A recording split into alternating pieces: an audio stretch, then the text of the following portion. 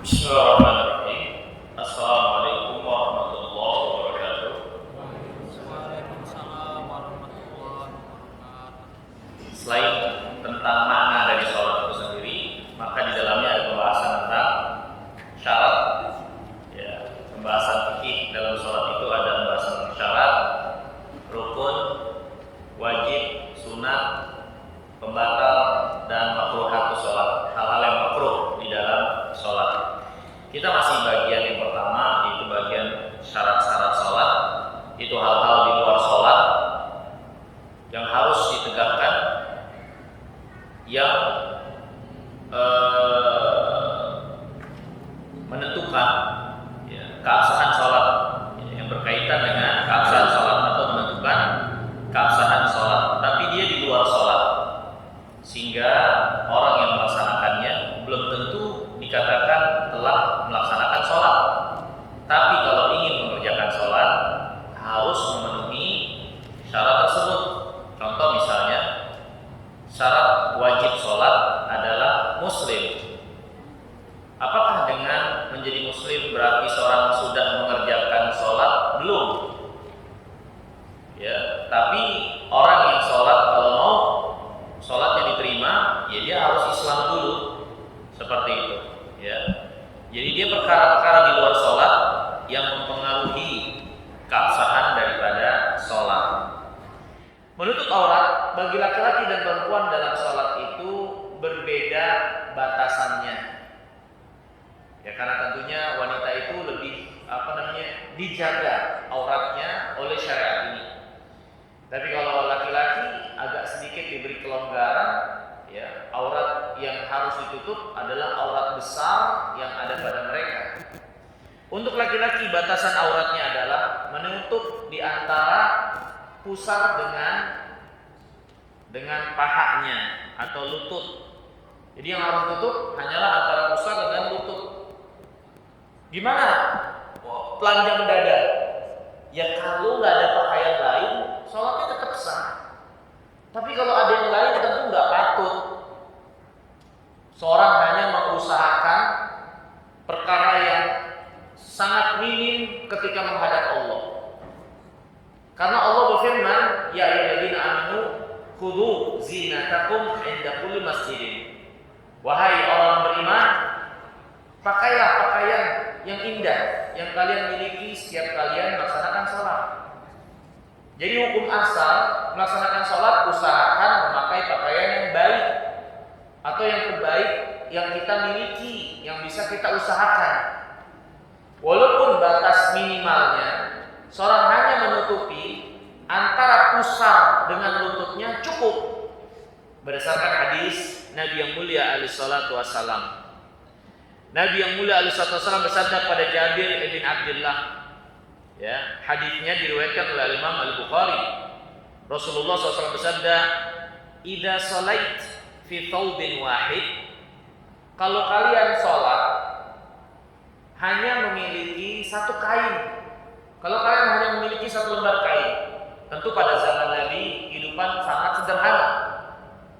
Sampai seorang memiliki satu lembar kain saja itu biasa. Mungkin di keadaan kita ini sangat aneh kalau ada orang yang hanya memiliki satu lembar kain. Ini bagi laki-laki ya. Kalau engkau sholat dengan hanya memiliki satu lembar kain, fa in kana wasi'an faltahid bihi. Kalau kainnya luas, maka hendaklah engkau mengkerebongkan kainmu ke seluruh badanmu. Dikerebongin semuanya. Di atas sampai bawah jadi. Kalau kainnya luas, ya. Wa in kana dayyiqan fattazir bihi. Tapi kalau kainnya sempit, ya, atau tidak luas, maka bersarunglah dengannya. Bersarunglah dengannya. Artinya, ya, dijadikan sarung saja.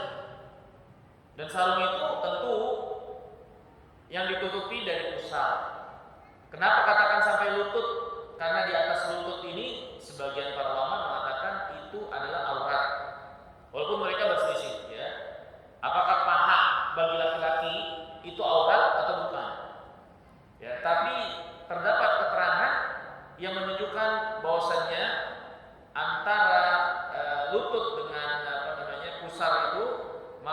surrah wa rukbah auratun. Antara pusar dengan lutut itu aurat. Maka ini batas minimal. Ketika seorang laki-laki sholat, paling tidak antara lutut dengan pusarnya itu tertutupi. Ya. Tapi ini tentunya kita garis bawahi dalam keadaan ketika dia nggak punya mampu, tidak memiliki kemampuan kecuali hanya itu. Kalau punya kemampuan lebih, bukan sesuatu yang disukai, atau perkara yang makruh, bisa jadi itu dibenci. Ketika seorang lebih memilih, ya, hanya menutup antara pusar dengan lututnya ketika menghadap Allah. Sedangkan ketika dia menghadap manusia, pergi kondangan atau menghadap atasannya, dia memakai pakaian yang sangat baik atau yang terbaik yang bisa dia usahakan. Tentu Allah yang lebih berhak untuk dia menghias diri ketika menghadap kepadanya daripada manusia. Ya.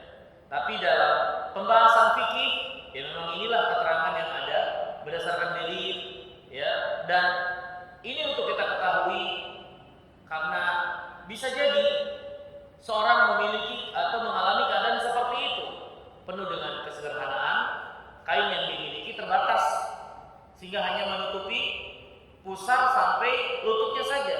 Gimana dia sholat? Ya dia sholat karena itu batas minimal, tidak ada masalah. Ya.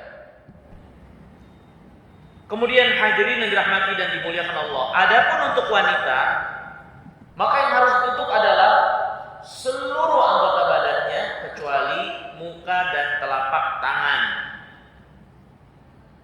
Nabi yang mulia alaihi salatu wassalam bersabda, "La yaqbalullah sholata haidin illa bi khimarin." Allah tidak terima salat wanita yang sudah haid kecuali dengan khimar. Ini memakai kerudung dari atas kepalanya sampai ke bawah, ya, menutupi dadanya, ya. Kemudian hadirin yang dirahmati dan dimuliakan oleh Allah Subhanahu wa taala. Nabi yang mulia alaihi wasallam juga bersabda, "Al-mar'atu auratun." Wanita itu adalah aurat. Ini garis besar apa yang ada pada mereka itu adalah aurat, ya. Maka para ulama, ya, menjelaskan bahwasannya bagi wanita ketika sholat mereka kewajibannya adalah menutup aurat mereka seluruh anggota tubuhnya kecuali muka dan telapak tangan. Kecuali muka dan telapak tangan. Dan ini hukum asalnya. Termasuk para wanita yang bercadar sekalipun, kalau sholat hukum asalnya buka, ya. Hukum asalnya dia buka, walaupun dia meyakini akan kewajiban bercadar itu. Ya. Kasusnya sama seperti seorang ihram, wanita ihram.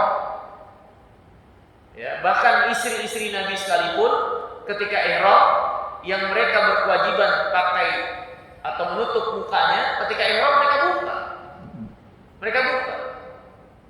Ya, karena itu menjadi ketentuan. Ya.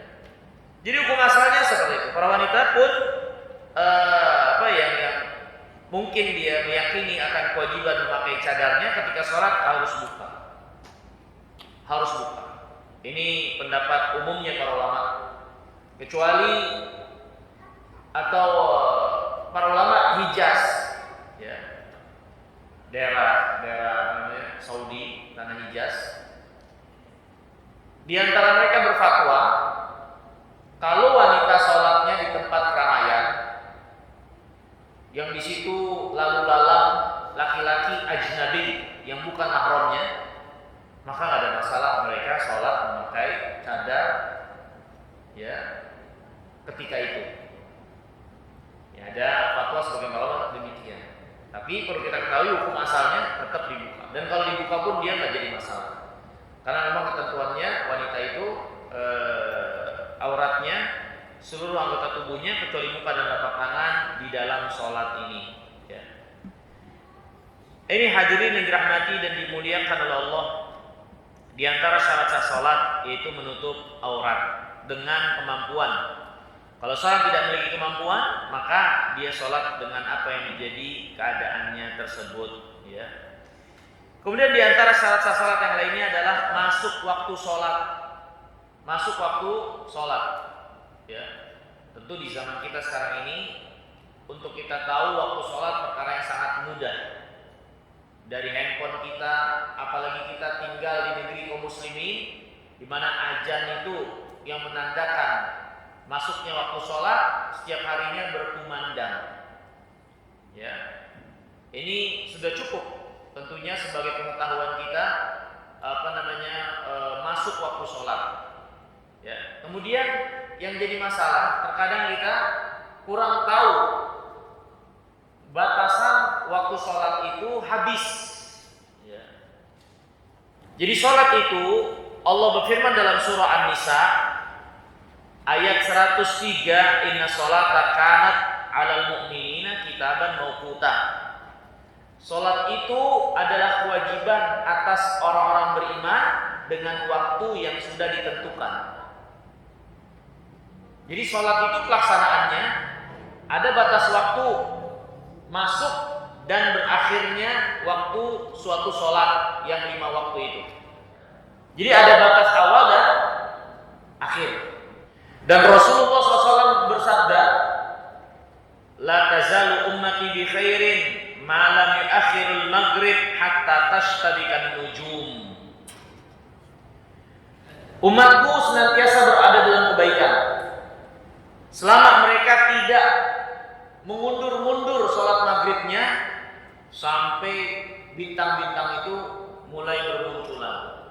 Jadi sholat maghrib itu sangat utama disegerakan atau sangat ditekankan untuk disegerakan. Jangan sampai keduluan munculnya bintang-bintang baru kita sholat, walaupun masih ada kemerahan. Ya. Ini juga pelajaran untuk kita ketika kita puasa. Ya, kita disukai untuk menyegerakan berbuka. Akan tetapi seharusnya menyegerakan berbuka itu sekadar membatalkan puasa. Dan seorang tidak sah melaksanakan sholat sebelum masuk waktunya, dan tidak sah sholat kecuali ada uzur setelah lewat waktu. Jadi ada orang nunda-nunda waktu. Dia udah ingat nih sholat, azan sudah berkumandang, masuk waktu sholat zuhur, dia udah ingat. Ya. Kemudian dia nunda-nunda, dia melalaikan dan seterusnya dalam keadaan sadar sampai masuk waktu asar, maka dia telah melakukan dosa besar, meninggalkan sholat ya dari waktu yang sudah ditentukan, habis waktunya sudah. Ya. Dan ini bisa dia tidak, atau dia itu bisa tidak mengejar atau tidak bisa mengejar apa yang dia lewati dengan sengaja, dengan lalai sehingga keluar waktu. Ya. Kalau ini karena kesengajaan, maka nggak bisa dikejar apa yang telah lewat tadi dari sholat ya yang telah selesai waktu batas akhirnya. Kemudian di antara syarat sah salat selanjutnya adalah menghadap kiblat. Menghadap kiblat ma'al qudrah, tentunya dengan kemampuan. Ini seorang mengusahakan bagaimana ketika mengawali sholatnya untuk menghadap kiblat. Ya. Allah Subhanahu wa taala berfirman, "Fawalli wajhaka syatral masjidil haram." Hadapkan wajahmu ke arah Masjidil Haram dalam surah Al-Baqarah ayat 144. Menghadap kiblat, dan kiblat kita adalah Baitullahil Haram, Ka'bah, terbagi menjadi dua, ditinjau dari melihat atau tidak langsung, atau melihat atau tidak melihatnya langsung seorang dalam sholat. Bagi orang yang melihat langsung Ka'bah di dalam piringan tawaf, ya, atau masih di sekitaran lah, Ka'bah masih kelihatan, maka harus benar-benar sholat itu menghadap ke kiblat, ke Ka'bah, dan nggak boleh meleset. Makanya sholat di sekitar Ka'bah itu kan melingkar, nggak boleh meleset, harus kena tuh Baitullahil Haram. Bagi orang yang tidak melihat langsung atau berada pada kejauhan, mereka cukup hanya menghadap arah dan tidak diwajibkan untuk benar-benar tepat ke Ka'bah, tapi yang penting arahnya.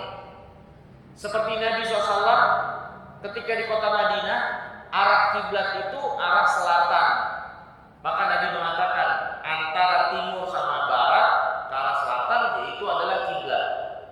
Kemudian juga pengecualian sholat boleh nggak menghadap kiblat, yaitu sholat sunat ketika safar di atas kendaraan. Ya, jadi kalau bapak ibu mudik nih, mau sholat sunat di atas mobil, nggak ada masalah, sholat aja sudah di atas mobil. Yang penting dalam keadaan wudu. Arah kiblatnya gimana? Sunat dalam safar terdapat keringanan untuk tidak menghadap kiblat seperti yang dikerjakan oleh Nabi SAW ketika safar sholat di atas onta. Kecuali sholat wajib. Kalau sholat wajib turun dari kendaraan dan harus menghadap kiblat. Kecuali nggak memungkinkan turun, kayak sholat di atas pesawat, ya, atau di atas kereta yang nggak memungkinkan berhenti untuk turun, maka itu lain soal. Tapi ketika mampu untuk turun, sholat wajib ketika safar tetap harus menghadap kiblat dan turun tidak dilaksanakan di atas kendaraan. Selanjutnya ada niat. Niat ini berselisih pendapat para ulama. Niat itu masuknya ke syarat atau masuknya ke rukun. Yang mengatakan niat bagian dari sholat memasukkan niat itu ke dalam rukun. Yang mengatakan niat adalah di luar sholat, maka dia masukkan ke dalam syarat. Ya. Kenapa para ulama mengatakan niat bagian di luar sholat? Karena ada orang niat tapi sholatnya belum dikerjakan, ya belum sholat. Ya kayak orang-orang itu disuruh sholat, baik sholat loh, nitip aja ya. Yang penting kan niatnya. Niat gak cukup seorang cuma niat sholatnya itu, harus ada yang dikerjakan dari takbir sampai salamnya. Maka orang yang niat sholat belum mengerjakan sholat, makanya sebagian para ulama memasukkan, mengkategorikan niat itu masuk ke dalam pembahasan syarat. Sebagian lagi memasukkan niat masuk ke dalam rukun. Dia adalah satu kesatuan dalam sholat, karena niat dari sisi yang lain itu terkait dengan amalan sholat. Ada orang sholat tapi nggak ke arah sholatnya, dia nggak tahu sholat apa, ya apa yang dikerjakan, yang seperti ini sholatnya nggak terbangun dengan benar di atas rukun